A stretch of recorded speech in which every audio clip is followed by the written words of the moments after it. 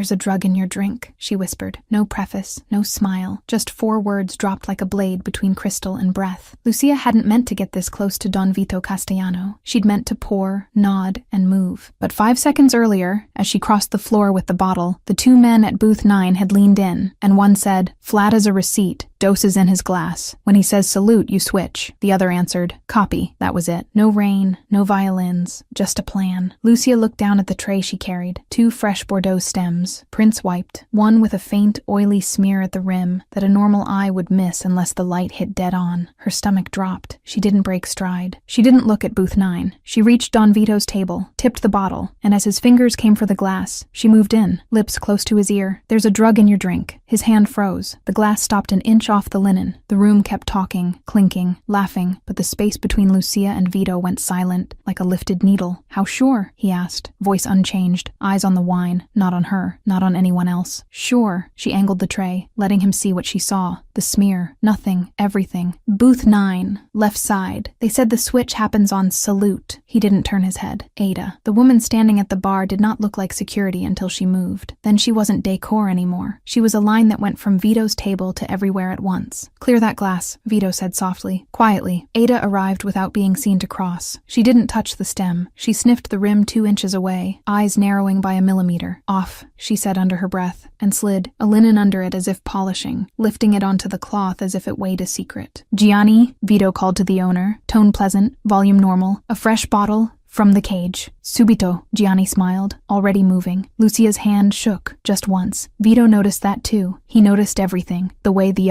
2 men at booth 9 were suddenly very interested in their water, the way the bartender reached for a towel that wasn't there, the way the pianist repeated a chord because he'd missed the downbeat when Lucia spoke. "Finish pouring," Vito said, still the perfect guest. "My friends are thirsty."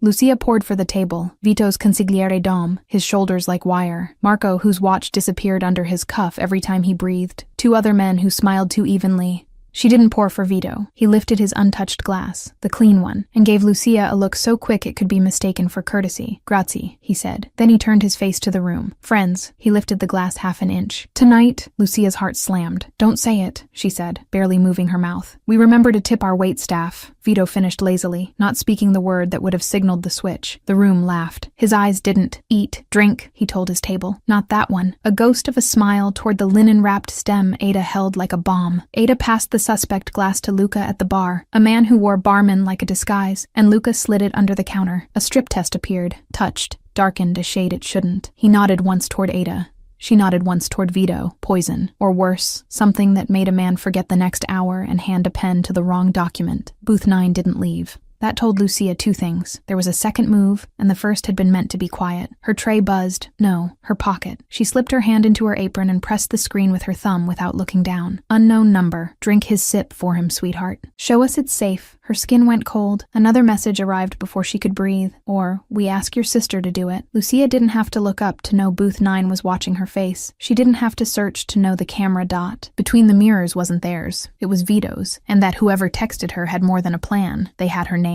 Vito's voice arrived at her shoulder, as if he'd stepped into her pocket. "Something else?" She didn't nod. She did nothing a watcher could clip. She let the phone rest against the tray, screen hidden by her forearm, and placed the bottle down. "They want me to drink," she said, tone level, as if reciting specials. "Or they know my sister." Vito's smile didn't change. "Dom," he said, "we're doing the small room. Now." Dom didn't argue. He never argued in public. He stood, stretching like a man ready to go smoke, and took 2 steps toward the hallway that led to a private dining room used for proposals and problems. Vito rose a heartbeat later. "Friends," he announced to the nearest tables, "I'm going to ruin someone's night." Laughter he didn't wait for. He looked at Lucia. "Bring the bottle." "Of course," she said. Ada slid in on Lucia's other side. "Stay between us," she murmured. Eyes forward. They moved. Vito first, Lucia a half step behind his shoulder, Ada trailing. Marco fell off his chair like he'd forgotten his coat and appeared in the periphery, a hinge in a suit. The restaurant hummed, a polite organism pretending nothing interesting ever happened in public. Booth 9 stayed seated, which meant someone else was moving. The private room door clicked. Dom held it. Vito entered, then Lucia, then Ada, then the door shut. Sound cut to carpet and breath. Phone, Vito said. Lucia handed it over. He read the messages once. He didn't ask if she had a sister. He looked at Dom. 2 shooters if it goes loud, he said. 1 in the kitchen corridor, 1 outside the alley exit. The busboy is theirs. The bartender is ours. Booth 9 is a face. Real play is the switch, which failed, Dom said. Already dialing without moving his hands. Already pulling up eyes in places Lucia had never noticed. Plan B is to scare her into making Plan A look safe, Vito went on. The logic, crisp and cruel. Make her drink. Prove the glass is fine. We need the vial. We need the hands that touched it. We need the voice that typed, "Sister." Ada opened a leather kit that looked like a check presenter. Inside wasn't a pen. It was a fold of swabs, small vials, a pale strip of plastic with squares that turned colors when asked the right question. She pulled a new stem from a clean rack, poured a finger of the suspect bottle, the one they had not used, and touched the strip. 1 square bloomed faint blue. Sedative, Ada said. Benzos plus something custom. It won't kill. It will erase. Lucia's stomach turned. Why not kill him? Vito looked at her, and for the first time his voice had something like warmth under the steel. Because a dead man is a war. A soft man signs papers. The kind of betrayal that pays. Her phone buzzed in his hand again. He let it. He typed, "Quick, put it in my glass yourself if you're so brave. Set your timer. Watch me drink." Dom's eyebrow ticked. "You sure?" "What they want is control," Vito said. "What they fear is proof." Ada nodded. "We swap the decoys. We give them a show." He handed Lucia her phone back. "You are going to walk out with a single glass. You're going to put it in front of me at the main table. You're going to say, 'To family.' You're not going to flinch. And no one is drinking anything." Lucia swallowed. "They'll push. Let them push." He stepped closer, and the room shrank to his eyes and her pulse. "You saved my life with 4 words. Now you save your own with 10 toes and a straight spine. Do you understand?" She did. She hated that she did. "Yes." Ada placed the decoy glass in Lucia's hand. It weighed the same as the others. It wasn't the same. Its rim had been prepped with the faintest film of bittering agent, the taste of medicine without the medicine. "They'll see your mouth touch," Ada said. "You will not swallow. You will set it down. You will step back." Lucia nodded. "What about my sister?" Dom's phone chimed. He read, then his mouth flattened. "Sister's name is Eva. Lives on Birch. They did their homework." "Marco?" Vito said into the air. "On Birch," came a voice from nowhere and everywhere. His earpiece, the building itself, the net Vito carried with him like weather. 2 minutes. "Good," Vito said. "No more texts." He turned to Lucia. "You'll be with me until he says otherwise." He nodded at Dom. "That means if someone asks where you are, the answer is busy. If someone asks who you are, the answer is no one. If someone asks what you did, the answer is my job." "My job was pouring wine," Lucia said, softer than a breath. 5 minutes ago. "Your job," Vito said, "is seeing what others miss. That's why you heard it. That's why you're in this room." He took the decoy stem from her hand and set it back in her palm. His fingers brushed hers. They were warm, steady. "Ready?" he asked. "No," she said. Then, because fear had taught her about choices, yes. The door opened on Dom's hand. The private room emptied its quiet into the restaurant's polite noise. Lucia walked between Ada and Vito like a thread pulled through cloth. Booth 9 pretended to talk about soccer. The busboy pretended to polish a spoon he'd already polished. The pianist hit the chorus he always hit when he didn't know what else to do. Lucia set the glass in front of Don Vito. The table went still the way animals go still before a storm. "To family," she said. Words steady, face calm, heart a drum. Vito raised the glass. Booth 9 leaned forward. Somewhere, a phone lit up to record. Vito's eyes never left Lucia's. He tipped the rim to his mouth and stopped half a heartbeat before the touch, as if listening to something only he could hear. Across the room, the busboy turned toward the kitchen exit. Ada's hand shifted. Booth 9 stood. The glass kept moving. The glass kept moving, tilting just enough for everyone watching to believe Don Vito Castellano had taken the sip.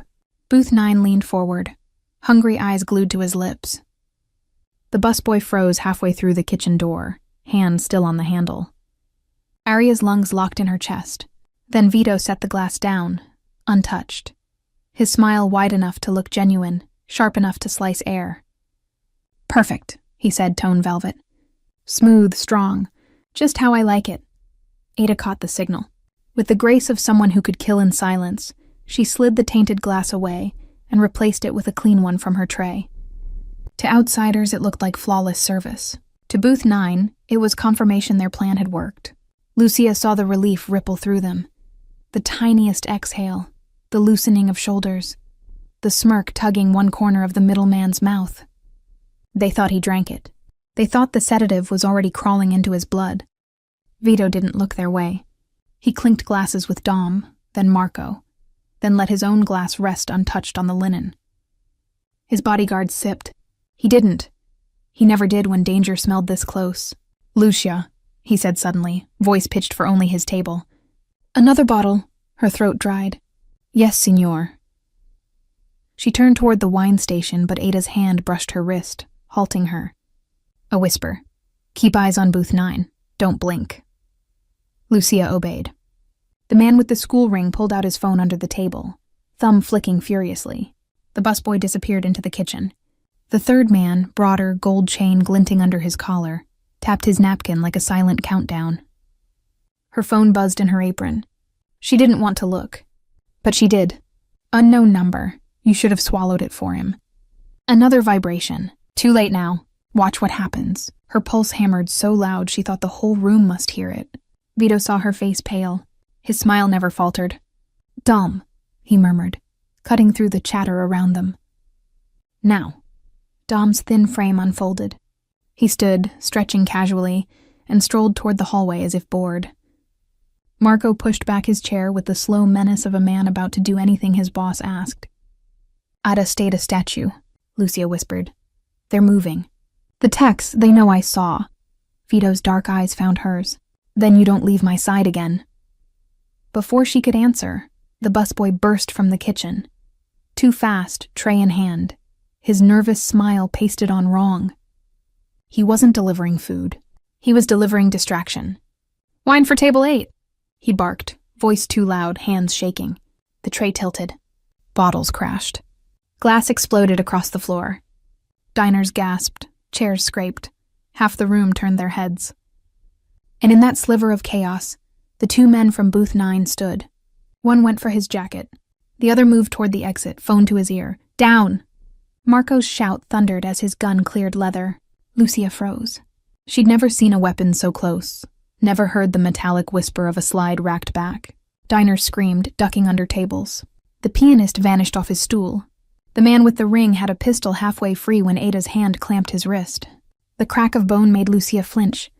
The gun clattered to the floor, kicked under a chair by Ada's boot. She wrenched his arm behind his back and slammed him face first onto the linen. The broad man bolted toward the door. Marco's shot punched the wood inches above his head. Splinters flew. He stumbled, hands raised. Sit, Marco ordered. Or lie down forever. He sat.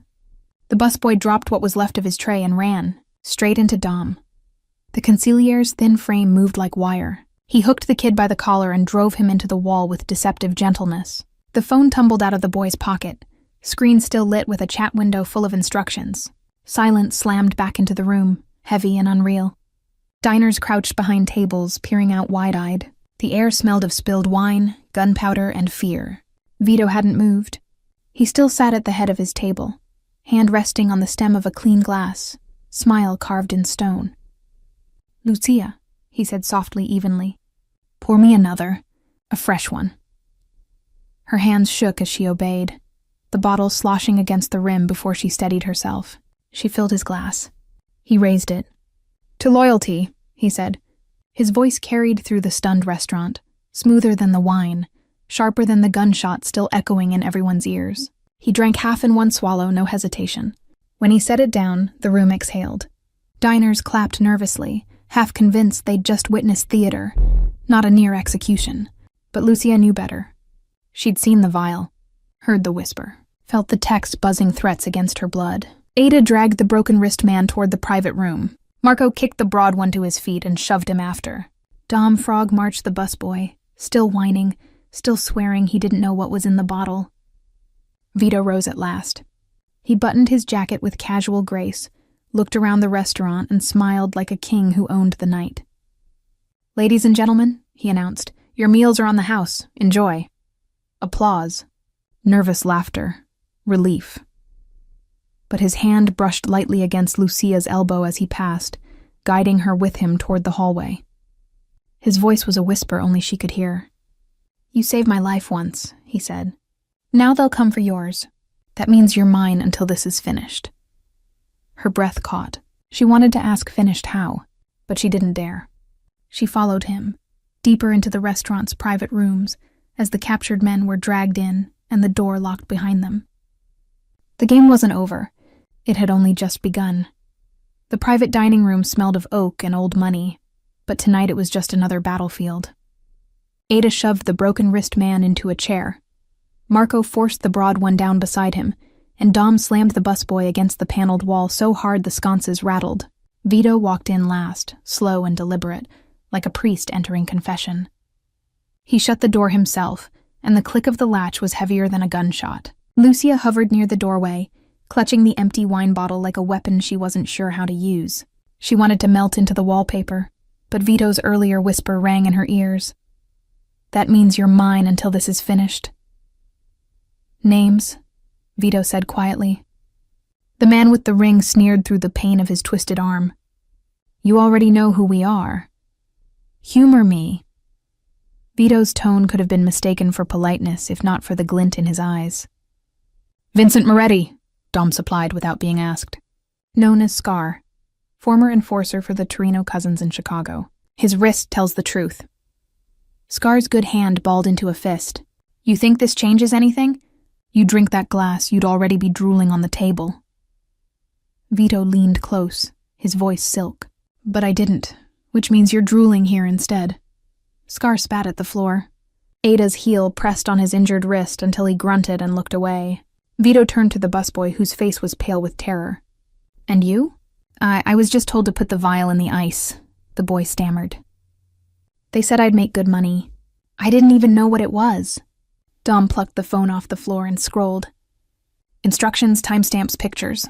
They sent him everything. He knew. The boy's eyes filled with tears. "Please, I didn't mean—" Vito cut him off with a look. "Meaning doesn't matter. Actions do." Lucia flinched at the coldness of his tone. She wanted to speak up, to say the boy was young, maybe scared, maybe used. But the memory of those text messages, "We know your sister. Drink up," froze her tongue. Marco jerked his chin at the broad man. "Goldie Russo. Those teeth aren't fake." Debt collector turned hitter. "Likes breaking bones more than paying bills." Goldie smirked, gold glinting under the chandelier. "What can I say? I've got expensive taste." Vito stepped between them like a conductor before an orchestra. "So 3 men, 1 vial, 1 plan that failed, and 1 problem for me to solve." Scar leaned forward, breathing hard. "You can't touch us. We're connected. Kill us here. You start a war with Chicago." "Chicago already started it," Dom murmured. Vito's smile didn't reach his eyes. "I don't need to kill you tonight, Scar. I only need to know who sent you." Scar pressed his lips together. Ada twisted his arm again. The wet crack made Lucia's stomach turn. He gritted his teeth through the pain. "Carmine Torino. He wanted proof you could bleed. That's all." "Carmine," Vito repeated softly, like tasting a wine he'd once enjoyed and now found sour. Always too ambitious for his own good. Lucia's chest tightened. She didn't know Carmine, didn't know Chicago politics, but the way Vito said his name carried history. The busboy sobbed. "Please, I didn't know it was Mafia business.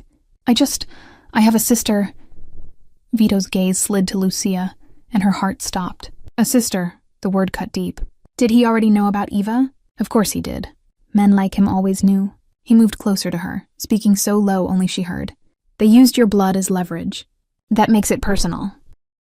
She shook her head faintly. "Don't hurt her." "I won't," he said simply. "But they will try, which means you stay with me, or you'll both vanish." Her knees felt weak. She gripped the wine bottle tighter. Scar laughed then, a jagged sound. "Look at you, Castellano, hiding behind waitresses now. She's your weakness. We'll carve her name on your grave." Before anyone else could react, Vito's hand shot out and wrapped Scar's throat. He didn't squeeze. He didn't need to. His calm stare was enough to chill the air in the room. "You almost made me say salute tonight," Vito said softly. "That mistake cost you your freedom. Don't make another that cost you your tongue." Scar's face darkened. He stopped laughing. Vito released him and turned to Dom. "Send word to Carmine. Tell him his little experiment failed. And tell him he just made it to the top of my list." Dom nodded, already typing. Goldie shifted, chains rattling. "So what happens to us?" Vito smiled without warmth. "That depends on whether you're more useful alive or silent." Ada dragged Scar to his feet. Marco pulled Goldie up. The busboy whimpered as Dom yanked him toward the back corridor. "Take them to the cellar," Vito ordered. "I'll decide later." The men were marched out, their protests swallowed by the thick walls. The door shut, leaving only Vito and Lucia. Lucia had never seen a house like this in her life. The Castellano estate rose behind iron gates and manicured hedges like a palace airlifted into the modern city. Marble lions flanked the entrance. stone eyes watching as the black sedan rolled through. Guards in dark suits stood at discreet angles on the lawn, radios tucked into their collars, weapons invisible but inevitable. Lucia sat stiff in the backseat, her canvas bag on her lap. She had packed exactly what Vito told her to. One change of clothes, her work shoes, and nothing else. Even the photo of her and Eva taped to the fridge felt too dangerous to take. She kept her hands tight on the bag strap, as if that simple canvas tether was the only piece of her old life she had left. "Breathe," Ada murmured from beside her. The woman hadn't stopped shadowing her since the night at La Fenice. "You look like you're walking into your own funeral." "Maybe I am," Lucia muttered. Ada's expression didn't change. Better this than the alternative. Scar wasn't lying. Carmine Torino doesn't leave loose ends. You'd already be in a ditch if Vito hadn't claimed you. Claimed. The word burned. The car stopped at the grand steps. Marco opened her door and offered a hand. She hesitated before taking it, acutely aware that every guard's gaze tracked her like a spotlight. Inside, the estate smelled of polished wood and expensive cigars. Chandeliers glittered above sweeping staircases. Portraits of long-dead Castellanos glared from gilded frames. It was beautiful, overwhelming, and suffocating. "Don Vito is waiting in the study," Marco said. "This way." Lucia followed him through a maze of corridors. Each turn revealed another guard, another camera, another reminder that freedom had been traded for protection. Finally, Marco opened a heavy double door and gestured her inside. The study was less intimidating than the rest of the house, but only barely. A mahogany desk stretched across the room, papers neatly stacked, maps pinned to the wall behind it. Vito stood at the window, jacket off, sleeves rolled to the forearms. He turned as she entered, dark eyes sweeping her like a scan. "You came," he said simply. "You didn't leave me much choice." A shadow of a smile touched his lips. "Good. Choice is a luxury in our world. Survival is the priority." He gestured to the leather chair across from his desk. "Sit." She did, perching on the edge like she might need to run. Vito poured 2 glasses of deep red wine. He pushed one toward her. "Relax, it's clean." Lucia wrapped her fingers around the stem but didn't drink. "I don't want to get used to this." "To what?" "This." She gestured to the desk, the wine, the fortress around them. "Being part of this." Vito studied her for a long moment. "You already are. The moment you warned me, you crossed a line. You can't go back." Her throat tightened. "So what happens now? You lock me here until Carmine gives up?" Vito leaned forward, elbows on the desk, his gaze sharp. "Carmine won't give up. Men like him only stop when they're stopped. Which means we end this on our terms." Lucia swallowed. "We?" "Yes." His voice softened, but it carried weight. "You're bait and shield both. You've seen their faces. You're their excuse to come back. Which means you're also the trap we'll close on them." She shook her head. "I didn't ask for this." "No one asks," Vito cut in, his tone steel. "Do you think I asked to inherit this family when my father was gunned down in front of me? Do you think Ada asked to bury her brother after Carmine's men slit his throat? We don't ask, Lucia. We survive. And survival demands loyalty." The word hit like a chain tightening around her throat. "Loyalty," she repeated. Vito's gaze didn't waver. "To me, to this family. It's the only way you live through what's coming." Silence stretched. Outside the window, rain tapped the glass like fingernails. Finally, Lucia spoke, her voice barely above a whisper. "And my sister?" "She's already under guard," Vito said. "Marco sent men last night. She's safe." For now, relief shuddered through her, chased quickly by dread. If Eva was under Castellano protection, she was tied to this world too. Vito watched her reaction closely. "You understand now. You're not just a waitress anymore. You're a piece on the board. And pieces move when I say." Her stomach turned. "What if I refuse?" For the first time, he leaned back and laughed. Not cruelly, just like someone who'd heard a child threaten to stop the tide. "Then Carmine finds you in a week and puts you in the ground." "That is refusal." Lucia stared at him, at the gold watch gleaming on his wrist, at the faint scar under his chin. He looked like a man who had carved his life out of stone and dared the world to take it back. Finally, she lifted the wineglass and drank. Just one swallow, but enough to make his lips curve. "There," Vito said. "You're already learning." The door opened. Dom entered, thin and sharp as ever. He placed a folder on the desk. "Surveillance from last night. Carmine's people made contact with Scar's crew weeks ago. He's been planning this move carefully." Vito flipped through the photos. Grainy shots of Scar in a Chicago bar, Goldie on a payphone, the busboy meeting a man in a parking garage. Each page tightened the knot in Lucia's chest. "They won't stop," Dom said. "Even after last night. Especially after last night. Carmine hates being humiliated. He'll come harder." "Good," Vito said, voice calm. "Let him. We'll be ready." Dom nodded. "The Venetian Hotel. Tomorrow night. Their annual gala. Carmine's men won't resist. It's too public to kill you, but perfect to snatch her." He glanced at Lucia. Her stomach dropped. "Me?" Vito's eyes locked on hers. "Yes, you'll be visible. Protected. but vulnerable enough to tempt them. They'll try again, and when they do, we end this. Her grip tightened on the wine glass. You're using me as bait. I'm using you as the reason they'll make mistakes, Vito corrected, and I'm keeping you alive while they do. Lucia looked at him, at the absolute certainty in his eyes. She wanted to scream, to run, to fight, but all she could whisper was, "And if I don't play along?" Vito's smile was sharp as a blade. "Then you die, and so does your sister." The Venetian hotel glittered like a diamond in the middle of the city. Gold chandeliers, velvet drapes, marble floors polished so clean the reflections looked like ghosts. Outside, limousines lined the curb. Paparazzi flashes strobed like lightning against the night. Inside, 500 of the city's most powerful names were sipping champagne and pretending they weren't all watching each other. Lucia had never worn a dress like this. Midnight blue silk clung to her figure, slit high enough to reveal legs she didn't want anyone to notice. Ada had chosen it, sharp-eyed and unyielding. "You need to look like someone worth stealing," she'd said. And now Lucia stood at the top of the ballroom staircase, her hand looped through Don Vito Castellano's arm, and every eye in the room turned to her exactly as Ada had predicted. Her throat tightened. Bait, she thought. "I'm dressed like bait. Breathe,"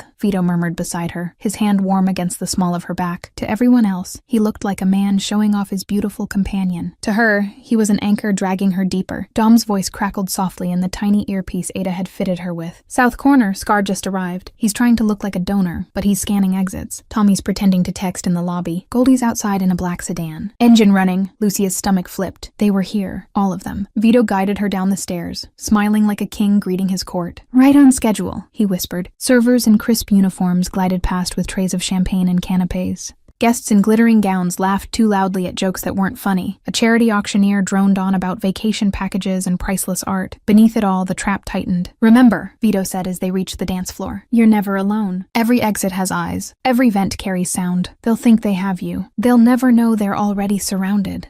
Lucia nodded, but her heart hammered like a trapped bird. The orchestra struck up a waltz. Vito swept her into motion with ease, his hand firm on her waist, his steps precise. To onlookers, it was romance. To her, it was rehearsal for survival. "In 5 minutes," Vito murmured as they turned. "I'll excuse myself for a call. You'll be alone for 10. That's when they'll move." Her pulse spiked. 10 minutes? 10 is all we need. His dark eyes caught hers, steel beneath the warmth. "They need you alive. Remember that. They'll be careful. And when they try, my people close in." Dom's voice crackled again. Scars moving toward the service corridor. Tommy's circling the terrace doors. Goldie just stepped out of the car. Lucia's breath caught. She could feel them closing in. The song swelled. Vito spun her, his palm steady, his smile radiant for the crowd. "Trust me," he said softly. Then he lifted her hand to his lips and kissed it with theatrical charm. "Caramella, don't go anywhere," he said loudly enough for the nearby guests to hear. Then he released her and strode across the ballroom, every inch the man who owned the night. And just like that, she was alone. The orchestra shifted to another waltz. Guests paired off, laughing, gossiping. To anyone watching, she was just another woman catching her breath near the railing.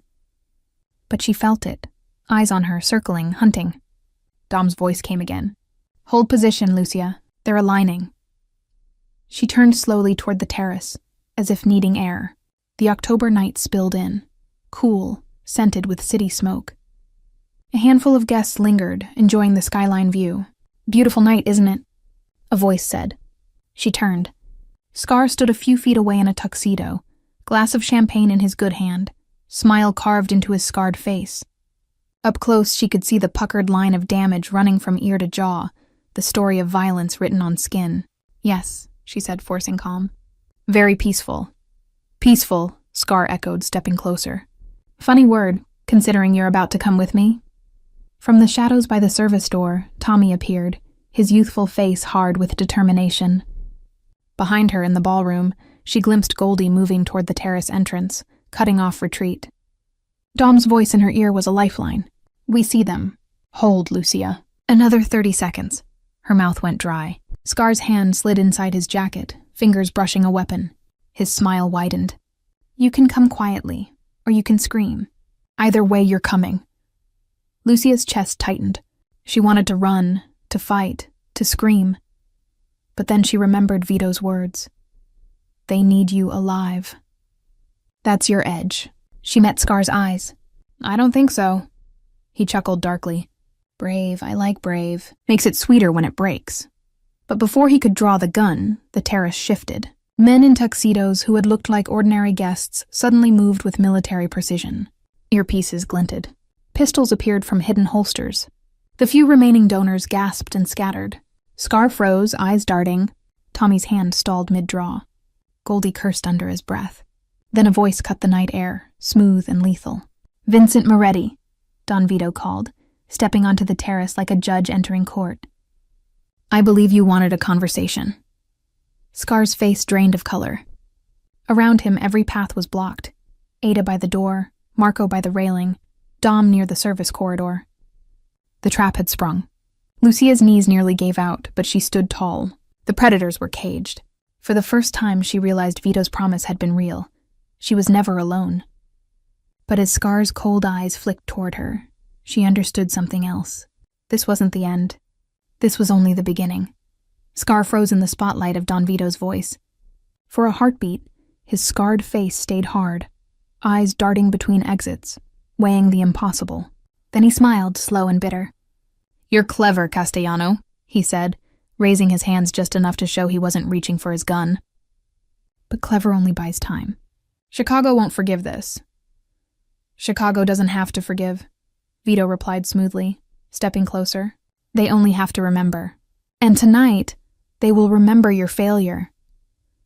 Marco moved in like a shadow, gun leveled at Goldie's chest. Ada pressed her blade discreetly against Tommy's ribs. Dom slipped behind Scar, pale eyes glittering. The terrace was no longer a ballroom view. It was a cage. Lucia stood near the railing, her chest tight, her hands trembling. But her eyes didn't leave Vito. He was calm, controlled, dangerous. The kind of man who could turn a gala into an execution without blinking. Scar tilted his head toward Lucia. "And her?" he said, voice sharp. "She's nothing. A waitress you dragged into this. Kill us and she'll still die. Carmine won't stop until he buries her and everyone she loves." Lucia's breath caught. He knew. Somehow he knew about Eva. Vito's gaze flicked to her, then back to Scar. "That was your mistake. Threatening what's mine." Scar's grin faltered. "Marco," Vito said. Marco shoved Goldie to his knees. Goldie cursed, but the muzzle against his neck silenced him. Ada twisted Tommy's arm until the boy whimpered. Dom held Scar steady with a grip like iron. "Lucia," Vito said suddenly. Her head jerked up. "What?" He held out his hand, palm open, steady as stone. "Come here." She hesitated, every instinct screaming to stay back. But something in his voice, calm, commanding, absolute, pulled her forward. She placed her hand in his. His grip was warm, strong, terrifying.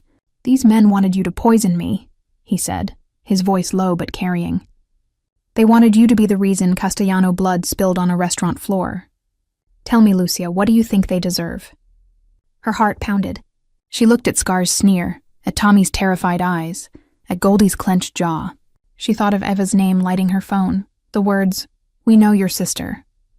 "I think," she whispered, voice trembling, "they deserve nothing." Vito smiled faintly. He turned to his men. "Take them!" Scar roared as Dom dragged him back inside.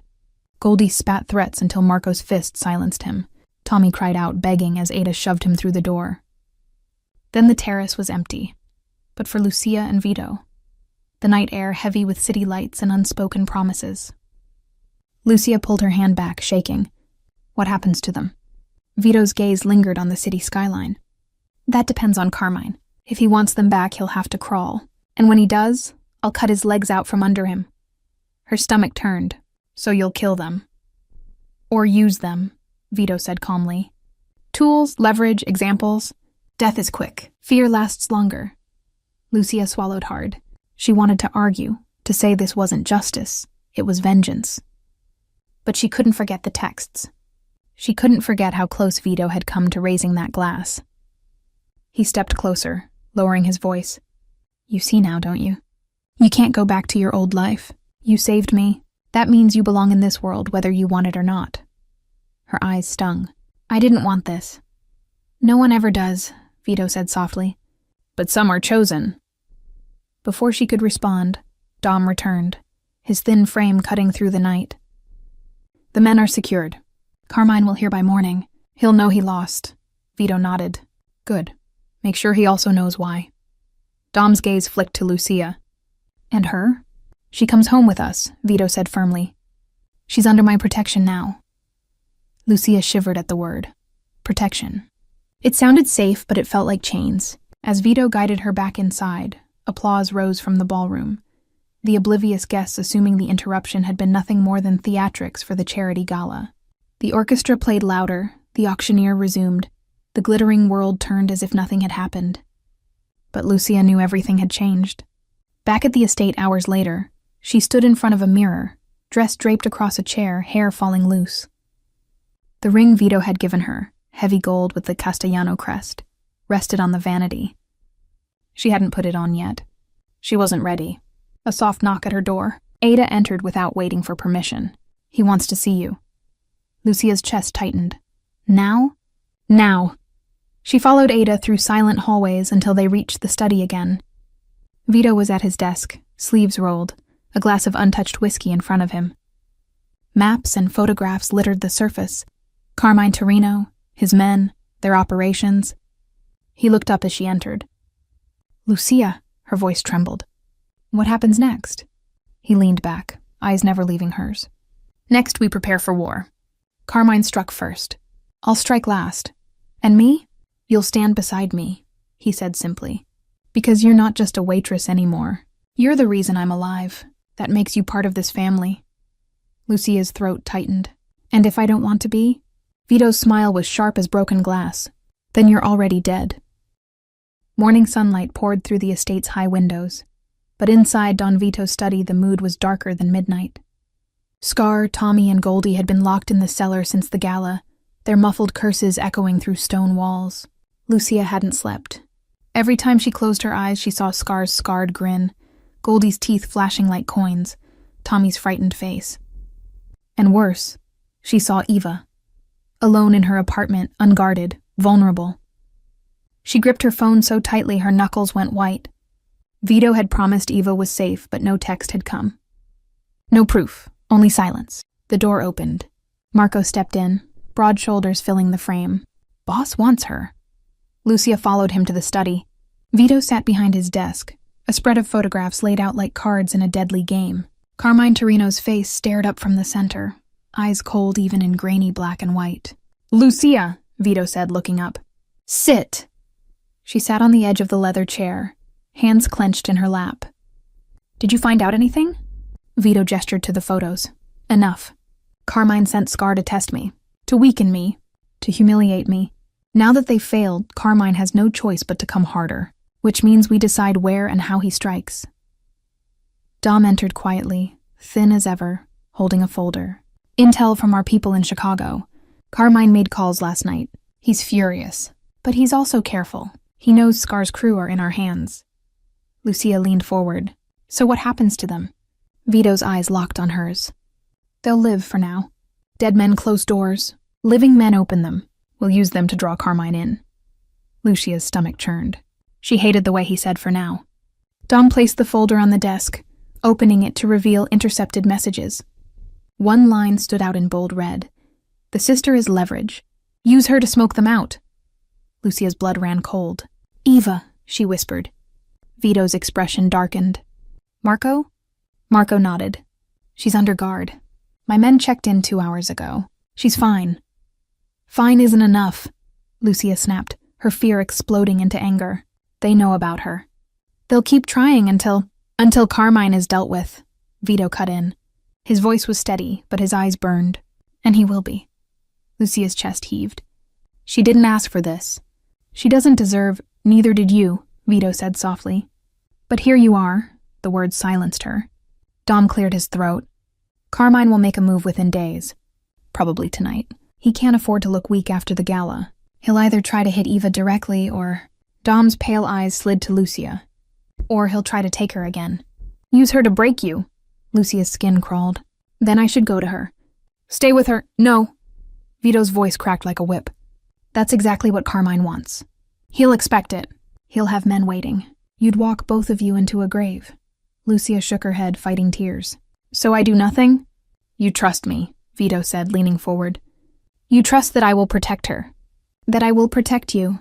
That I will end Carmine before he ever lays a hand on your blood. Her throat tightened. He spoke with such certainty, such steel, that for a moment she almost believed him. Almost. The door opened again. Ada entered, dragging Scar by the collar. His face was bruised, eyes blazing with defiance.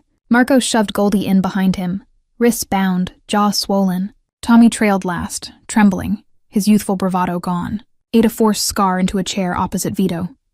They're awake. Scar spat blood on the rug. You think keeping us breathing makes you stronger? Carmine will burn this house to the ground to get us back. Vito poured himself a drink, swirling the amber liquid like he had all the time in the world. He'll try, and when he does, I'll bury him in his own fire.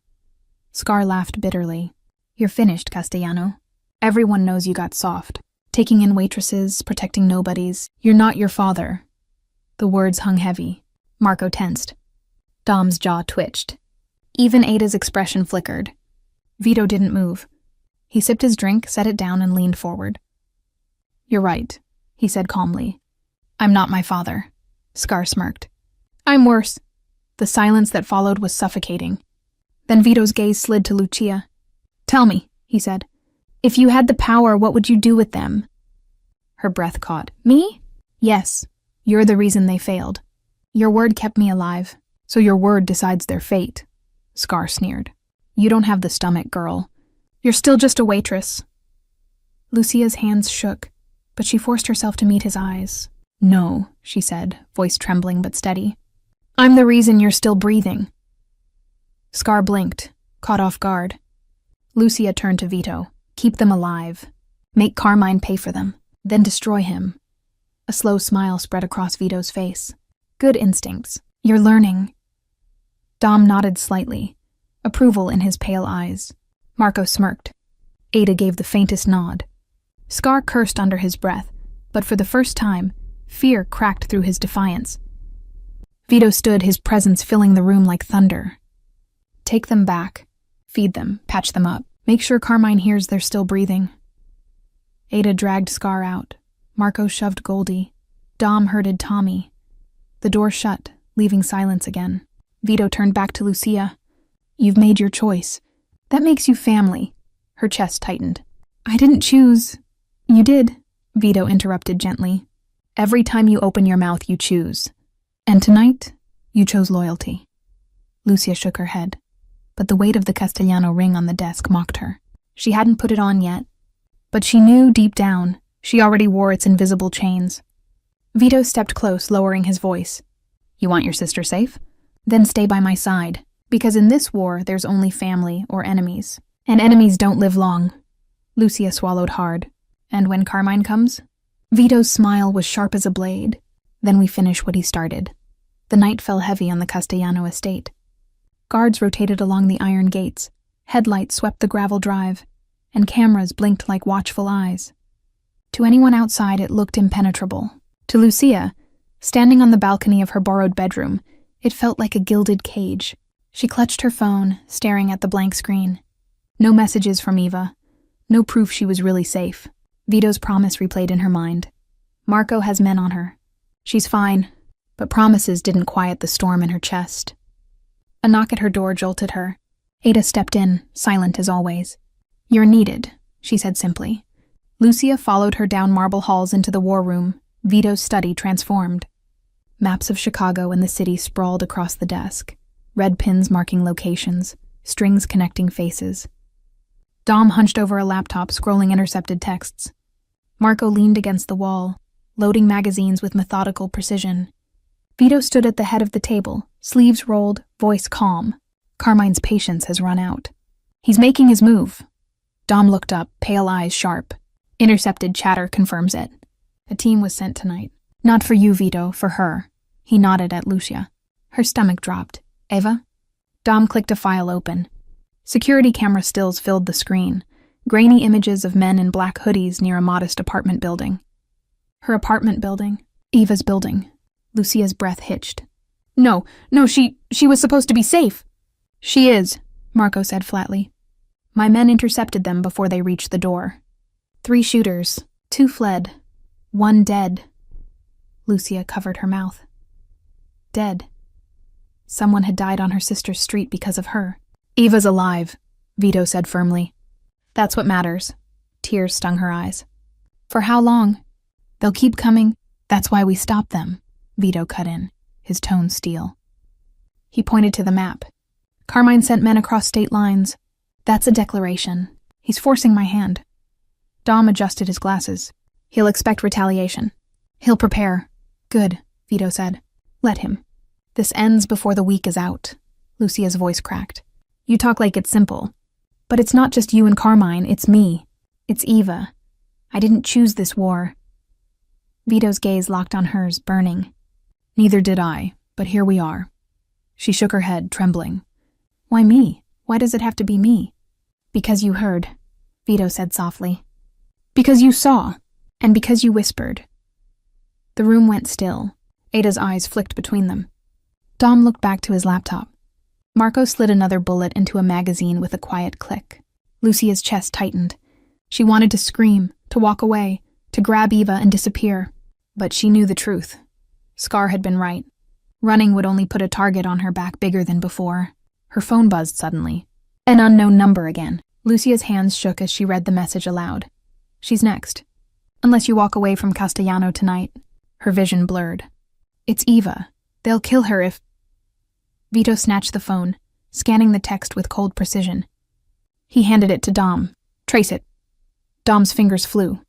Burner, pinging off 3 towers. But it's coming from inside the city. Vito's jaw tightened.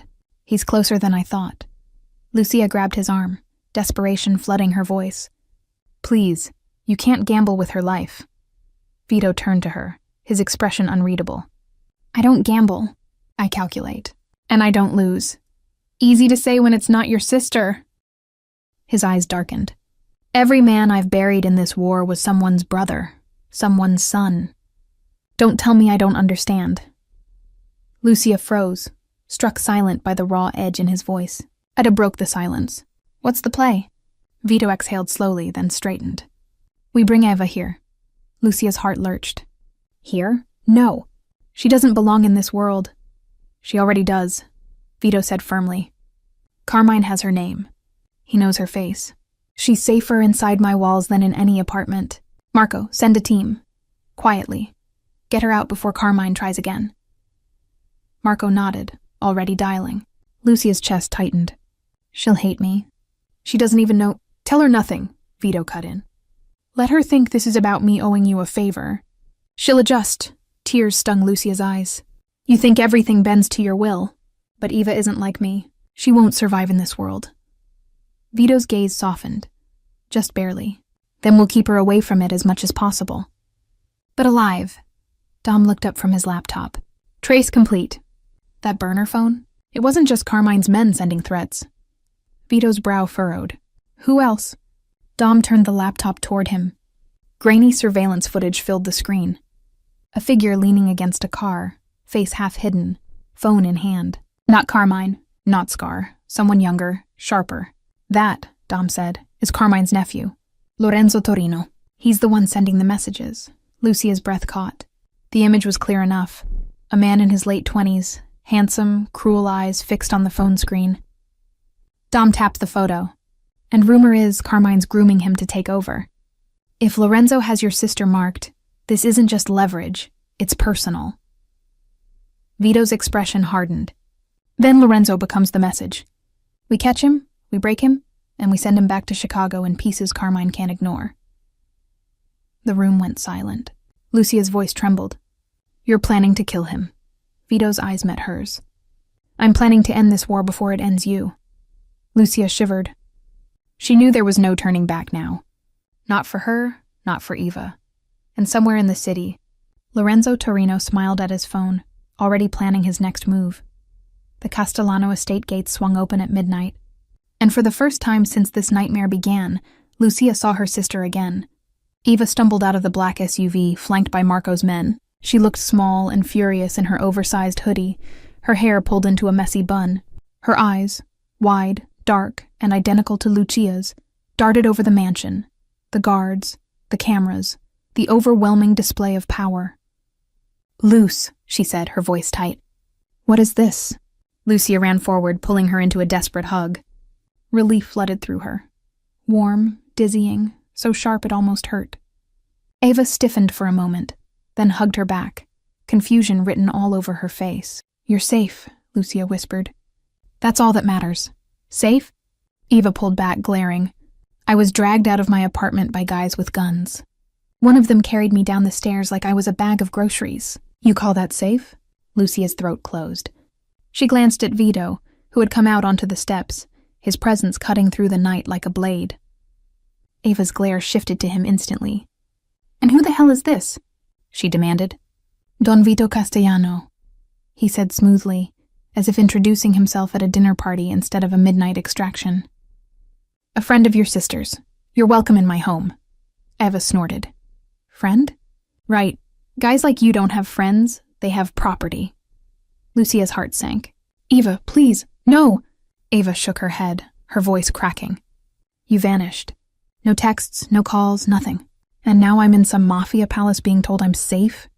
What did you drag us into, Luce?" Lucia's chest ached. She wanted to tell her everything. That the wine was poisoned. That Scar whispered death over dinner. That texts promising blood had crawled into her phone like spiders. But how could she? How could she admit that 4 whispered words, "Don't drink that glass," had changed their lives forever? "She saved me," Vito said suddenly, his voice calm but heavy with truth. Eva turned on him. "Saved you? She's a waitress. She makes tips, not miracles." "She saved my life," Vito repeated, his gaze steady. "Which makes her family now. And family is protected." Eva's face twisted. "Protected? This is prison." Lucia grabbed her hands. "Eva, please. They know your name. They were at your building tonight. You weren't safe there. You're only safe here." Eva's eyes filled with tears, anger and fear clashing in her chest. She yanked her hands free.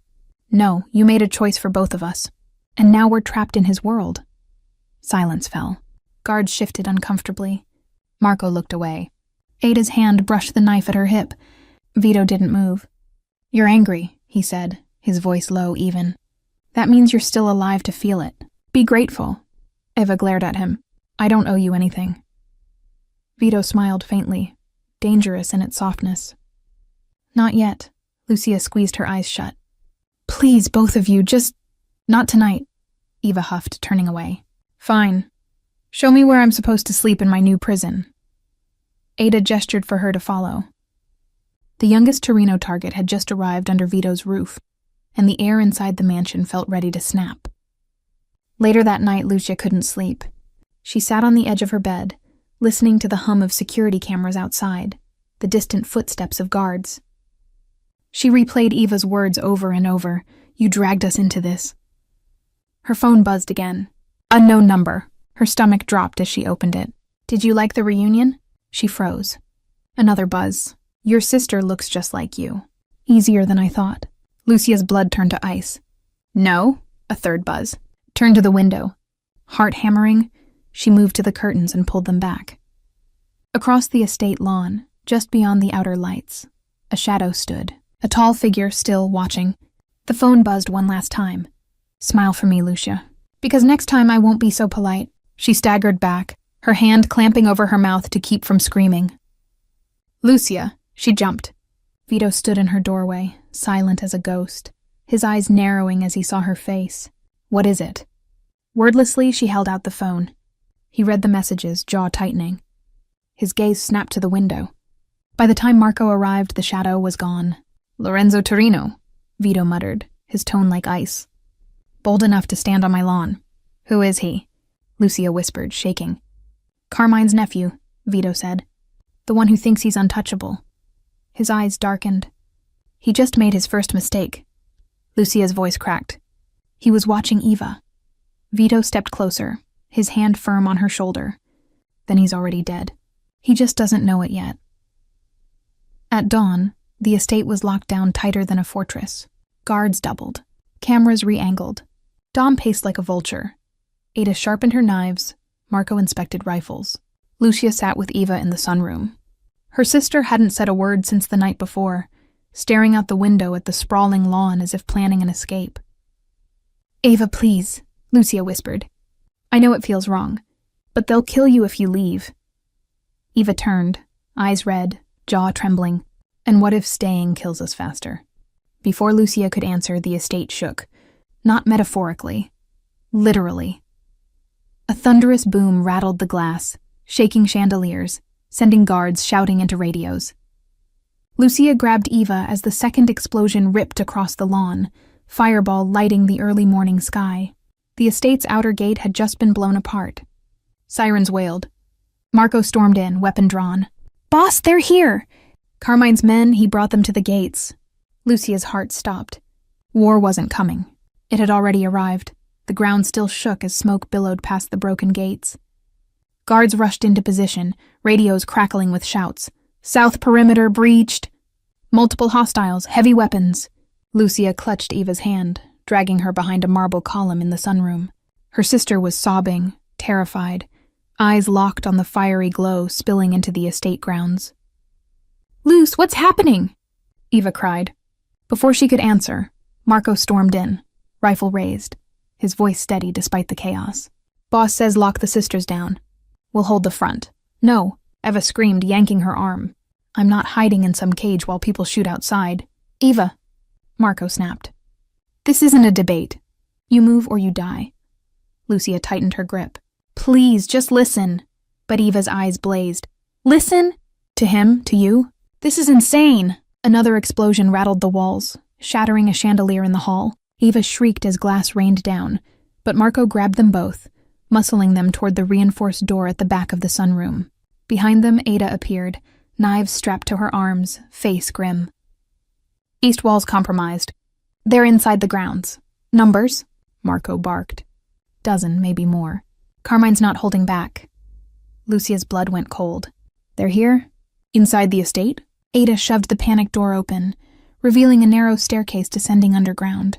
"Move," Eva resisted. "I'm not going into some hole in the ground." Ada leaned in, her voice a hiss. "You want to watch your sister die? Because that's the only other option." Lucia pulled Eva into the stairwell before she could argue again. The heavy steel door slammed shut behind them, muffling the gunfire but not erasing it. The stairwell was dim, the air thick with dust and the hum of generators. Eva stumbled after her, still muttering curses. Lucia's heart pounded with each step, every boom above them shaking dust loose from the ceiling. When they reached the bottom, a thick vault-like door loomed ahead. Marco spun the wheel lock, shoving it open to reveal a bunker lit by fluorescent strips.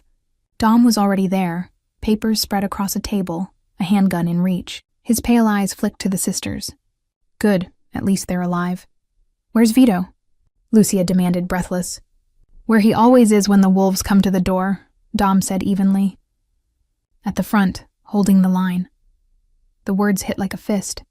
Above, the muffled roar of automatic fire rattled the bunker walls. Lucia pressed her palms over her ears, Eva burying her face against her shoulder. "Stay here," Marco ordered. "Do not open the door for anyone unless it's me or Ada. Understood?" Lucia nodded, though her chest screamed to run after Vito. Eva grabbed her hand like a lifeline. Marco disappeared back into the stairwell. Ada followed with a last glance, her expression unreadable. The door clanged shut, leaving them sealed in the bunker with Dom. Eva was pacing like a caged animal. "This is insane. They're bombing us. You're just going to sit here and wait to die?" Dom's voice was sharp. "Your sister already saved his life once. That's the only reason you're breathing. Don't waste it." Eva spun on him. "Saved his life? What is she, his pet now?" Lucia's chest burned. "Eva, please." "No, Luce." Eva snapped. "You keep defending him, but all I see is a man who dragged us into hell." Lucia's lips trembled. "I dragged us into hell. I heard them planning to poison him. I whispered to stop him. That was me. Not him." Eva's face crumpled. "Then you ruined us." The words stabbed deeper than any bullet. Before Lucia could answer, the floor above boomed like thunder. Dust rained down. Dom grabbed his radio, his voice sharp. "Status, static." Then Marco's voice strained. "They've breached the East Hall. Heavy fire. Boss is pushing them back, but... The radio cut with a screech. Lucia's blood went cold. Marco? No answer. Dom cursed under his breath, turning to the sisters. Stay down here. If Castellano falls, you'll be their prize. Lucia's chest heaved. She couldn't breathe. Couldn't sit still while Vito fought upstairs. The man who had pulled her into this world, chained her to it, terrified her. He was also the reason Eva was still alive. She stood suddenly, heart hammering. I'm going up. Dom's eyes narrowed. No. Yes, she said, voice shaking but firm. If they're here for me, hiding won't stop it. They'll tear this place apart. Eva grabbed her arm. Luce, don't! Lucia turned to her, tears brimming. If I don't, we both die anyway. The radio crackled faintly. Vito's voice, calm even through static. Dom, hold the bunker. I'm buying time. Lucia froze. His tone wasn't victory. It was finality. No, she whispered. He's not going to make it. Dom's jaw tightened. He will. Another explosion shook the bunker, lights flickering. Eva screamed. And then silence. Too heavy, too wrong. The radio crackled again, but this time it wasn't Vito. A mocking voice slithered through the static. Carlo sends his regards. The king's about to fall. Hand over the sisters, and maybe we'll let you crawl out alive. Dom's face drained of color. Lorenzo. Lucia's knees buckled. He was inside the estate. Eva clutched her tighter, whispering in terror. Luce. He's coming for us. The bunker lights flickered once, then twice, as the sound of heavy boots thundered above. Dust sifted from the ceiling, sprinkling the table where Dom had spread his maps. Eva clung to Lucia's arm, nails digging into her skin. The radio crackled again. Lorenzo's voice, smooth, cruel, too close. Castellano's finished. His men are bleeding on the lawn. Open the door, sweetheart. Save yourself and your sister. Otherwise, we'll come in and take you. Lucia's blood ran cold. He was talking directly to her. Dom's pale eyes snapped to the steel vault door. He moved like a blade, quick and efficient, stacking files, sliding a pistol across the table toward her. Lucia stared. I don't know how to... You'll learn fast, Dom said. Point and pull. That's all that matters, Eva gasped. You're giving her a gun? She's never... The bunker walls shook violently, cutting her off. Metal groaned. The reinforced door bulged inward with the force of explosives. Breaching charges, Dom muttered. He racked his own pistol, calm as death. When it blows, stay low. Aim for legs, not heads. You're not soldiers, but you can slow them. Lucia's hands shook as she gripped the weapon. The weight felt unreal, alien. Her reflection in the polished steel table showed a woman she barely recognized. Hair wild, dress torn, fear written across her face. But beside her was Eva, trembling, wide-eyed, whispering, I don't want to die here. Lucia's chest hardened. She couldn't let that happen. The explosion came like a thunderclap. The vault door tore off its hinges, crashing inward in a shower of sparks and smoke. Figures stormed through. Men in black tactical gear, rifles raised. Dom fired first, 2 sharp cracks. One man dropped. Another stumbled. Marco's voice roared faintly from upstairs. He was still fighting. But here, in the bunker, the battle had reached them. Down! Lucia screamed, yanking Eva to the floor as bullets shredded the table. Sparks flew. The maps burned at the edges. She raised the pistol with shaking hands and fired. The recoil jolted her shoulder, nearly tearing the gun from her grip. But one of the attackers fell, clutching his thigh. Another advanced. Ada appeared behind him like a phantom, her blade flashing across his throat. He collapsed silently, crimson spreading across the concrete. More poured in, 6, maybe 7. Gunfire deafened. Eva sobbed, pressed flat against the floor. Lucia fired again and again, missing once, grazing another. Her ears rang, hands numb, but she didn't stop. Through the smoke, a tall figure stepped into the bunker. No mask, no gear, just a tailored black coat, a pistol in one hand, his smile sharp as broken glass. Lorenzo Torino. He looked young, barely older than Eva, handsome in a cruel way. His eyes locked instantly on Lucia, glinting with amusement. There she is, he said, his voice cutting through the chaos like silk. The waitress who thought she could play in men's games. Dom aimed, but Lorenzo's shot was faster. The bullet smashed into the table inches from Dom's hand, forcing him back. "This isn't your fight, old man," Lorenzo said smoothly. His pistol never wavered. "It's hers," Lucia's chest heaved. "Leave my sister out of this," Lorenzo chuckled. "Your sister? Sweet girl, looks just like you. I could almost mistake her for you if the lights were dim." Ava whimpered. Shut up!" Lorenzo snapped, his tone sharp enough to slice. His eyes flicked back to Lucia. "Here's the offer. Walk out with me and Eva lives. Stay here and she dies screaming." Lucia's stomach twisted. She raised the pistol, her hands trembling. "If you touch her..." Lorenzo tilted his head, amused. "Look at you, pretending you can pull that trigger again. Tell me, Lucia, did it feel good? That first one you shot? The way he fell?" Her hands shook harder. "Shut up!" "Or maybe it scared you," Lorenzo taunted, stepping closer. "That's better. Fear makes you mine, just like it made your precious Don Vito's men mine. They're dying upstairs right now." The words stabbed deep, but before she could respond, a new sound filled the bunker. A single gunshot, loud, final. Lorenzo staggered, his pistol slipping from his hand. His coat darkened at the shoulder where blood blossomed. Behind him, framed in the smoke and broken steel, Don Vito Castellano stepped into the bunker. His suit was torn, his face streaked with soot, but his eyes were fire. He held his pistol steady, smoke curling from the barrel. "Nobody touches what's mine," Vito said, his voice low and lethal. The room froze. The attackers glanced at each other, faltering. Vito moved like death itself. 2 shots, 2 men down. Another lunged with a knife, only to collapse as Ada buried her blade in his ribs. Marco stormed in behind Vito, bloodied but alive, mowing down the rest with ruthless precision. Within seconds, the bunker was silent again. Smoke drifted. Bodies sprawled across the floor. Only Lorenzo remained alive, clutching his bleeding shoulder, glaring up at Vito with venom. "You can't stop it," Lorenzo spat. "Carmine will bury you. He'll bury her." His gaze flicked to Lucia. Vito's gun pressed to Lorenzo's forehead. The room held its breath. But instead of pulling the trigger, Vito lowered the weapon. His smile was cold. "Alive, you're more useful." He nodded to Marco. "Bind him. He'll bring Carmine to us." Marco hauled Lorenzo up, chains biting into his wrists. Lucia dropped the pistol, her arms trembling violently. Ava crawled into her arms, sobbing, clinging like a child. Vito's eyes found hers across the bunker. And in that moment, through smoke and blood, she understood. She wasn't just part of this war anymore. She was the reason it would end. The bunker reeked of cordite and blood. Smoke still hung in the air, stinging eyes and lungs. Guards dragged bodies out one by one, the scrape of boots and groans of the wounded echoing down the narrow stairwell. Lucia sat on the floor, Eva curled against her chest, both of them shaking in silence. The pistol she'd dropped lay a few feet away, black metal against the concrete like a reminder of what she'd done, what she'd become. Vito stood in the center of the room, soot-stained and bloodied, but his presence was unshakable.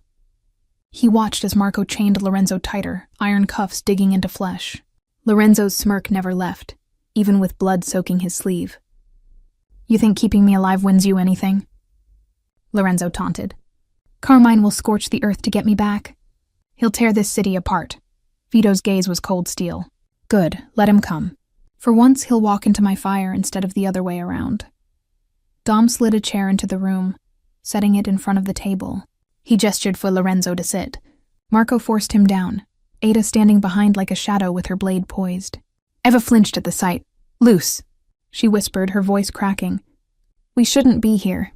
This isn't our world." Lucia stroked her hair, trying to soothe her, but her own voice was unsteady. "It doesn't matter anymore. We're in it." Vito turned, his eyes locking on them. For the first time since the siege began, his expression softened, just barely. "You're alive. That's all that matters." Lucia looked up, her heart hammering. "For how long? They'll come again. They won't stop until Carmine is finished," Vito said, cutting her off, his tone absolute. Lorenzo chuckled darkly. "You're dreaming, Castellano. You think this little fortress makes you untouchable? Carmine has allies. Politicians, cops, judges. You won't know where the bullet's coming from until it's in your skull." Vito's smile was thin. "Then I'll make sure he never pulls the trigger." He leaned closer, his voice low, dangerous. Tell me where he's hiding. Tell me where he keeps his war chest. Do that, and maybe you'll see Chicago again. Lorenzo spat blood onto the floor. Go to hell. Ada's knife kissed the side of his neck. You'll get there first, she said flatly. But Vito raised a hand, stopping her. No, he stays breathing, for now. Dom adjusted his glasses. Boss, if we hold Lorenzo, Carmine won't retreat. He'll escalate. This war ends one of two ways. We bury them, or they bury us. Vito nodded once. Then we bury them. The words rang through the bunker, final as a death sentence. Hours later, after the last flames outside were extinguished and the dead cleared from the estate grounds, Lucia stood alone in the courtyard. The night was eerily still now, broken gates replaced with armed guards and temporary barricades. Ava refused to leave her side, clutching her arm as if letting go meant being swallowed whole. We have to run, Luce, she whispered. Now, before it's too late. Lucia shook her head, her throat tight. There's nowhere to run, don't you get it? They'll find us anywhere. Then we disappear. Change our names. Leave the country. Lucia almost laughed at the absurdity. With what money? With what papers? And with Carmine hunting us like animals? Eva's tears shimmered in the moonlight. I don't care about money. I just want you back. I want us back. Lucia pulled her into a hug, holding her tightly. I want that too, she whispered. But that life is gone. Behind them, a door opened. Vito stepped into the courtyard, his jacket replaced, his presence still commanding despite the exhaustion lining his face. Lucia, he called softly. She turned, Eva tightening her grip. Vito's gaze swept over them, then settled on Lucia. We move tomorrow. Carmine will regroup, and so will we. The longer Lorenzo breathes, the more desperate Carmine becomes. Eva glared at him. And what about us? What about her? Vito's eyes flicked to her, then back to Lucia. You stay here, guarded safe. Safe? Eva spat. There's no safe in your world. Just cages and guns. Vito's voice hardened. Alive is safer than dead, and your sister understands that. Lucia's chest clenched. She did understand, but Eva's hatred carved into her like knives. After a long silence, Vito stepped closer, his voice low enough only Lucia heard. You've seen what Carmine's willing to do? Threats won't stop until he's gone. You want your sister free? Then stand with me until this is over. Lucia's heart pounded. She wanted to say no, to scream, to beg, but instead she found herself whispering, and then? Vito's dark eyes held hers. Then you'll never have to look over your shoulder again. Later, in the cellar, Lorenzo laughed despite his wounds, the sound echoing off stone. You think keeping me in chains makes you stronger. But you've made a mistake, Castellano. Carmine doesn't care if I live or die. He cares about winning, and he'll bury you under bodies to prove it. Vito leaned close, his voice a whisper sharp as a knife. Then let him try. Because you're the reason I'll know where to strike. For the first time, Lorenzo's smile faltered. Vito turned and walked out, his footsteps echoing, leaving his prisoner in the dark. In her room, Lucia couldn't sleep. She stared at the Castellano crest ring on the bedside table, its gold glinting in the moonlight. She thought of the girl she'd been 2 weeks ago, pouring wine, wiping tables, dreaming of nothing bigger than making rent. That girl was gone. In her place was a woman tied to a man who waged war with cities, a woman whose sister's life now depended on whispers, guns, and choices she never wanted to make. She slipped the ring onto her finger, the weight sinking into her bones. Outside, thunder rumbled. Not from the sky, but from the war drums of Carmine Torino, already marching closer. And in the silence of her room, Lucia whispered to herself the truth she could no longer deny. There's no escape. Only survival. The morning after the siege, the Castellano estate looked like a scar.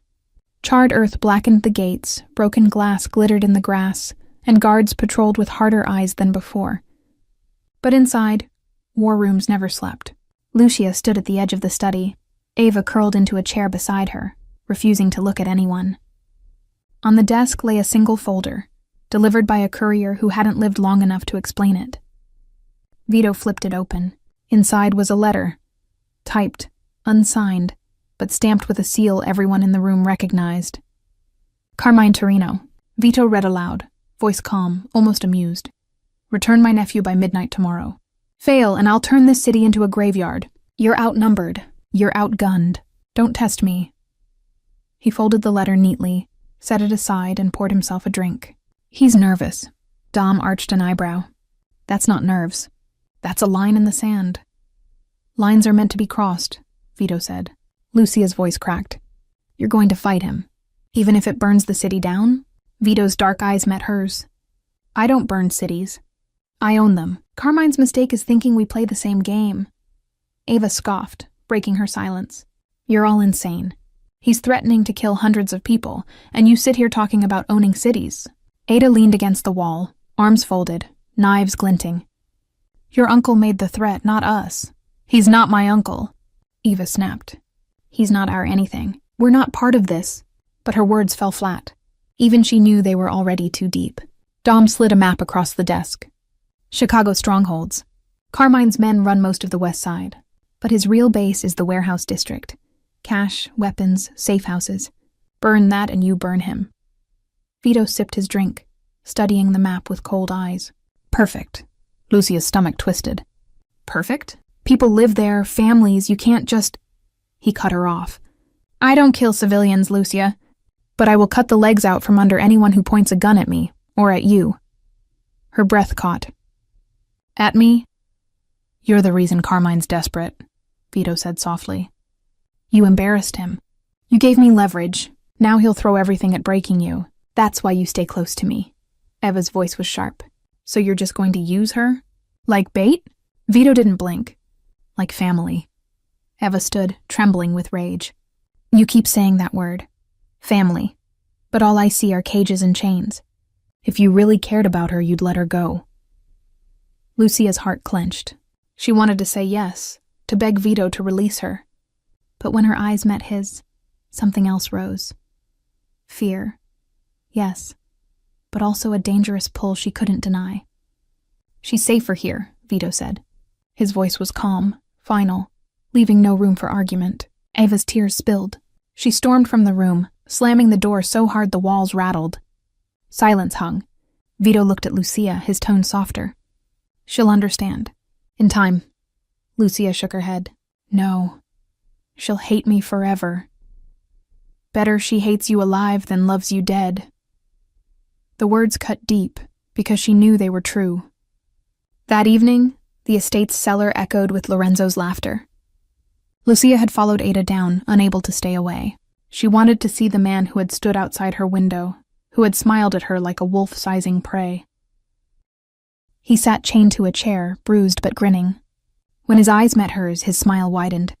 There she is, he said smoothly. The waitress who thinks she's a queen now.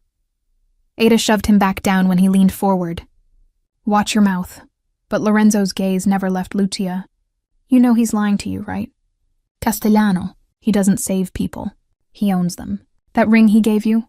His eyes flicked to her hand. That's a shackle. Gold-plated, but a shackle all the same. Lucia swallowed hard. You don't know anything about me. I know enough, Lorenzo said, his voice dripping venom. I know you didn't grow up in this world. I know you want out, and I know he'll never let you leave. His words crawled into her chest like thorns. She wanted to deny them, but deep down she feared he was right. Ada's knife pressed to his throat. One more word and you'll choke on it. Lorenzo chuckled. Go ahead, kill me. Carmine will slaughter you all before the blood dries. Ada's jaw tightened, but she didn't strike. Lucia turned and fled, her pulse hammering. She hated Lorenzo, but his words echoed in her skull long after she left the cellar. That night, Vito found her in the garden, sitting alone under the broken moonlight. You shouldn't wonder, he said softly. Not tonight. I can't breathe in there, she whispered. Your guards, your guns, your walls, it feels like a coffin. He crouched in front of her, his face shadowed. It's not a coffin. It's armor. You think I like walls? Gates? Guards watching my every step? No, but without them I'd be dead. And so would you. Her throat tightened. Ava hates me. She hates you. She'll never forgive this. Vito's eyes darkened. She'll forgive one day, when she sees you alive. Lucia looked at him, tears brimming. And if she doesn't? His hand brushed hers, warm and steady. Then you'll still have me. Her heart stuttered. She should have pulled away, but she didn't. For the first time, she let herself wonder if she wanted to.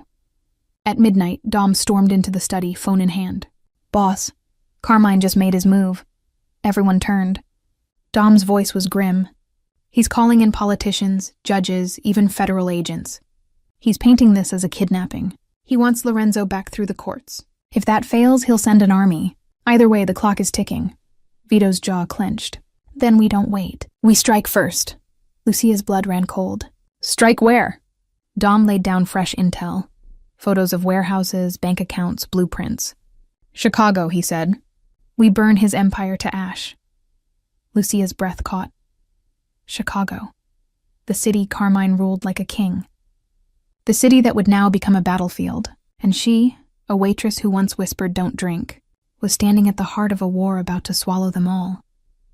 The black sedan cut through the night like a knife, headlights slicing the fog that clung to the outskirts of the city. Inside, silence reigned except for the low hum of the engine. Lucia sat in the back seat beside Vito, Eva pressed against her other side like a shadow, unwilling to let go.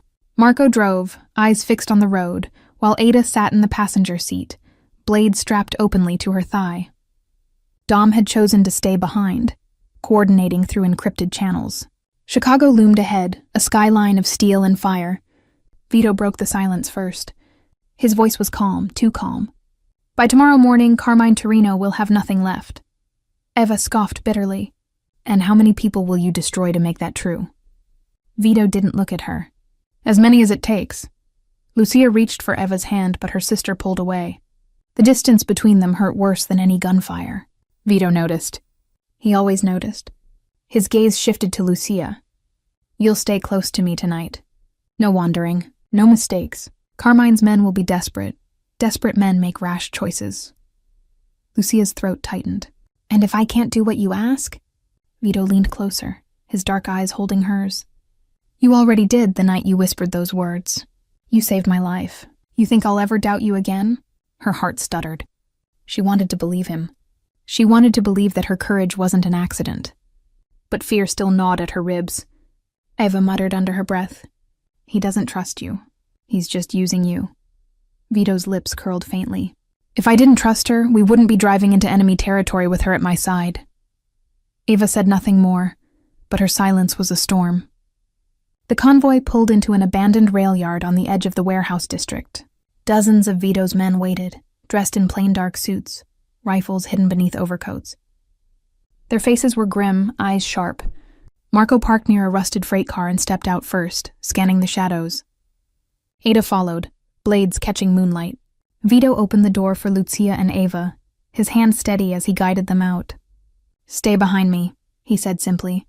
The rail yard was alive with whispers, the low crackle of radios, the distant groan of steel. In the center, under the weak glow of a hanging light bulb, sat a single reinforced chair. Chains rattled against it. Lorenzo. He was already there, dragged out from the cellar and strapped in like a prize on display. His face was bruised, his lips split, but his smirk hadn't faded. When his eyes landed on Lucia, his grin widened. "Ah, my golden waitress. Come to watch me die?" Lucia flinched, but Vito's hand brushed her back, grounding her. "Not tonight," Vito said coldly. "You're going to bring your uncle to me." Lorenzo laughed, a hollow sound. "You think Carmine will walk into your little trap? He'll level this place before he steps foot here." Vito's smile was sharper than a blade. "That's the plan." The rail yard transformed into a fortress over the next 2 hours. Men hauled crates into firing positions, snipers climbed skeletal towers, and vehicles formed barricades at the entrances. Dom's voice crackled through radios, directing movements from afar. Lucia and Eva sat on a crate near Vito's command table. Maps were spread wide, pins marking warehouses, escape routes, and expected Torino reinforcements. Eva whispered fiercely, "We have to run, Luce. Look around. This isn't survival." "This is suicide." Lucia shook her head. "If we run, they'll find us. You saw what they did at the estate." "I'd rather die free than live like this," Eva snapped too loud. Heads turned. Vito didn't. He continued studying the map as if her words were nothing more than passing wind. But Marco's eyes narrowed, and Ada shifted uneasily. Ava's defiance was dangerous here. Dangerous to herself. Dangerous to them all. Lucia grabbed her hand, squeezing. Please, not now. Eva yanked free, tears burning in her eyes. Near midnight, the sound of engines filled the night. Headlights appeared on the far side of the rail yard. Dozens of vehicles. Black SUVs, armored trucks. Carmine Torino's army. The men shifted, rifles clicking into readiness. The tension was a living thing, sharp as glass in the air. Vito stepped forward into the open yard, unflinching, his coat sweeping like a banner. Lucia's breath caught. He looked every inch the king of this war, unyielding, unafraid. The convoy stopped.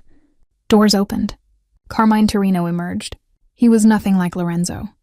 Older, broader, dressed in a flawless three-piece suit that gleamed under the weak lights.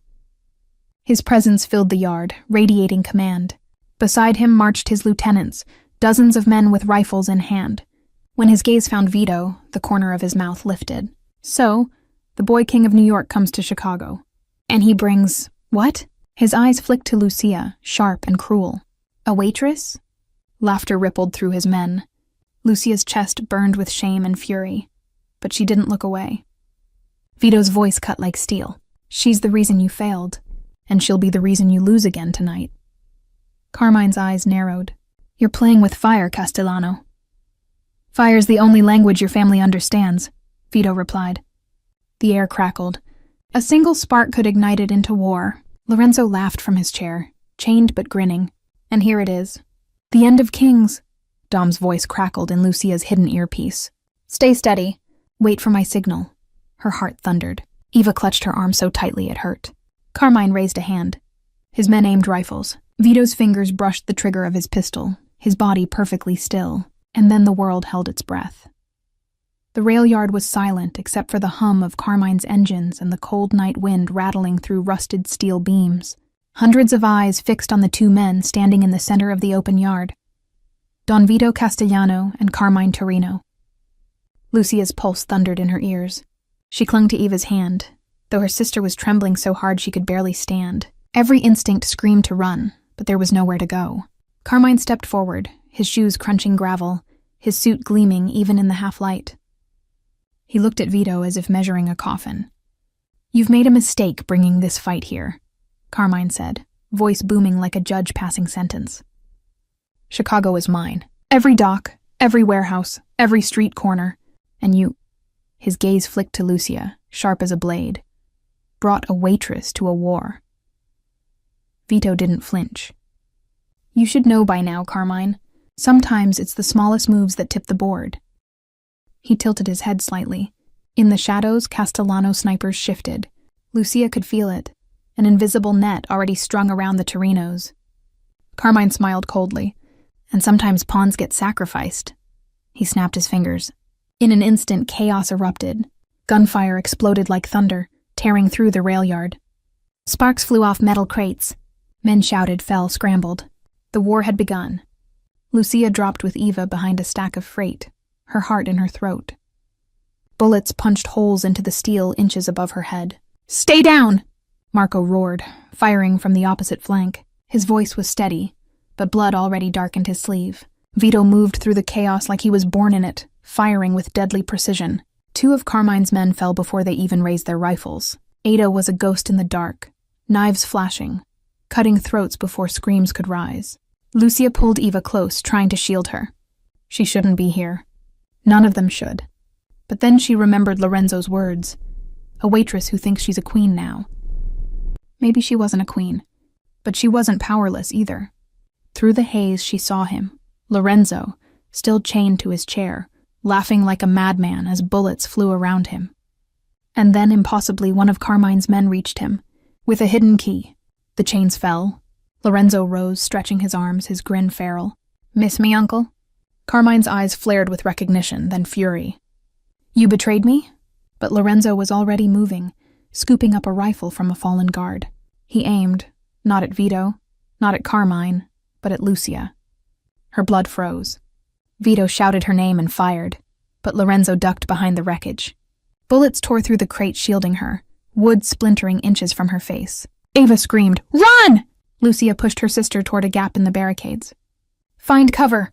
Eva shook her head violently, clinging. Not without you. Lucia's hands trembled, but she shoved her away with every ounce of strength. Go! Eva stumbled into the dark, disappearing between freight cars. Relief and terror crashed through Lucia at once.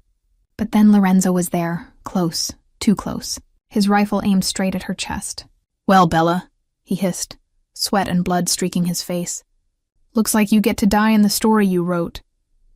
Her hands shook as she raised her pistol. His laughter was cruel, echoing over the chaos. You won't shoot me. You're still just a waitress. Her finger hovered on the trigger. Her whole body screamed in terror. And then she remembered. The first night. The whisper. Don't drink. The glass frozen in Vito's hand. She had moved without thinking then, and she could move without thinking now. Lucia squeezed the trigger. The pistol cracked. Lorenzo staggered, his rifle falling from his hands. Blood bloomed across his chest, shock flashing across his face. His lips moved, trying to speak, but no sound came. He collapsed into the dirt. Lucia's chest heaved, her hands shaking violently. She had done it. She had killed him.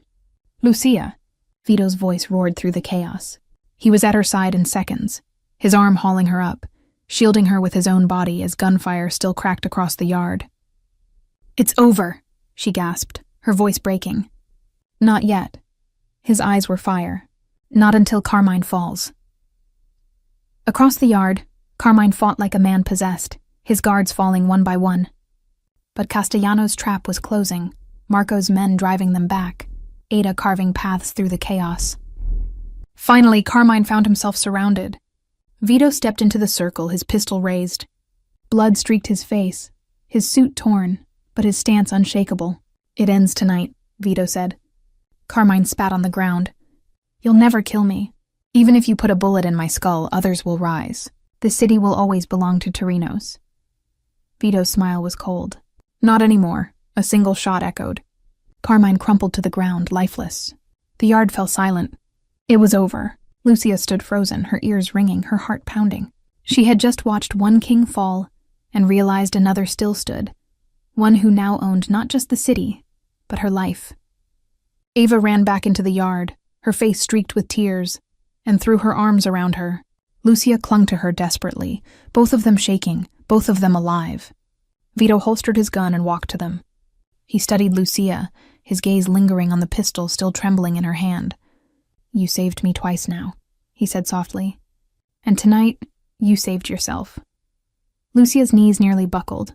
She wanted to scream, to weep, to run, but when his hand touched her face, steady and warm, she realized the truth she couldn't deny. There was no running anymore. She belonged here, whether she chose it or not. 2 weeks later, Rosario's glowed like a jewel in the heart of the city. Its shattered windows had been replaced, its cracked tiles polished, its walls repainted. To anyone walking in from the street, it looked like nothing more than a neighborhood restaurant reborn. But Lucia knew better. This was no longer just a restaurant. It was a fortress, a throne room, the place where everything had begun, and everything had ended. She stood at table 4, the center of the room, smoothing the linen cloth with trembling fingers. The table where Don Vito Castellano had once nearly raised a poisoned glass. The table where she had whispered, "There's a drug in your drink." Her life had never been the same. "Stop fussing," Maria's warm voice cut through her thoughts. The owner bustled past, smiling like she always did, but her eyes flicked toward the suited men stationed discreetly in every corner. They weren't busboys. They weren't waiters. They were Castellano soldiers. Lucia smiled faintly. Habit. Habits keep you alive, Maria said softly, squeezing her shoulder before moving on.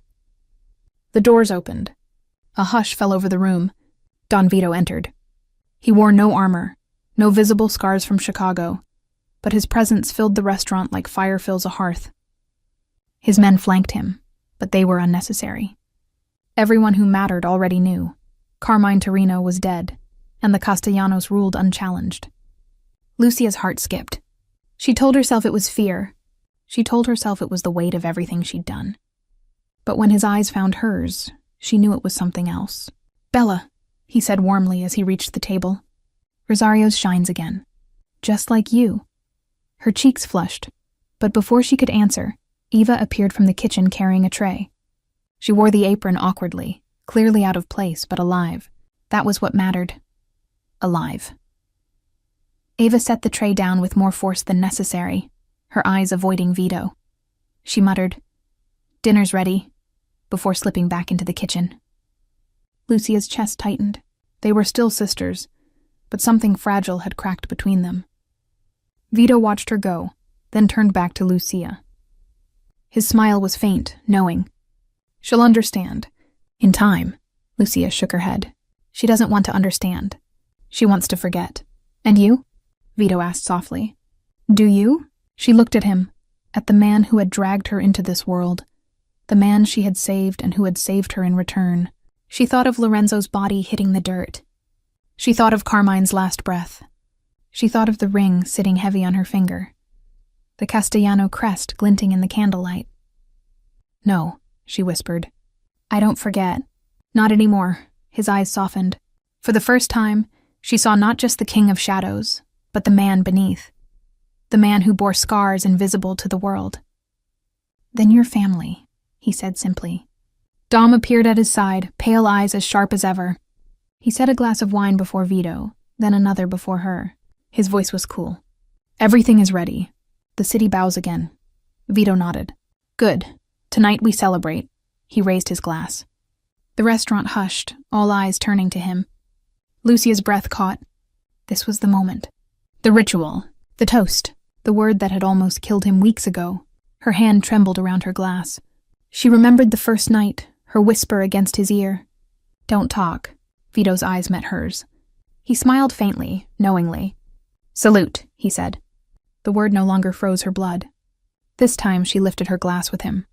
"Salute." Their glasses clinked, and the sound rang like a bell through Rosario's. Soft, final, binding.